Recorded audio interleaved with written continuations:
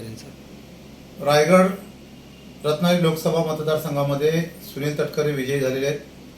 पण त्यांचा विजय होत असताना एकंदरीत संपूर्ण रत्नागिरी मतदारसंघामध्ये जे मतदान झालं त्याच्यामध्ये रत्नागिरी आणि रत्नागिरीमधील दापोली विधानसभा आणि ग्वागर विधानसभा या दोन्ही मतदारसंघातून अनंत गीते यांना प्रचंड मताधिक्य मिळालेलं आहे.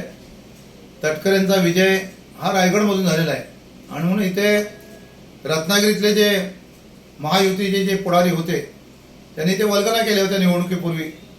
इथले नेते रामदास कदम यांनी सांगितलं होतं की दापोली मतदारसंघामधनं 45,000 प्लस होईल, ग्वागर मतदारसंघातनं 20,000 प्लस होईल आणि मग अशा पद्धतीनं जवळजवळ 65-70 हजाराचं मताधिक्य देण सांगणारे रामदास कदम आता मात्र त्या ठिकाणी कुठल्याही त्याच्यामध्ये टीव्हीच्या समोर येत नाही. आणि म्हणून मी दापोली मतदारसंघातील, ग्वागर मतदारसंघातील, रत्नागिरी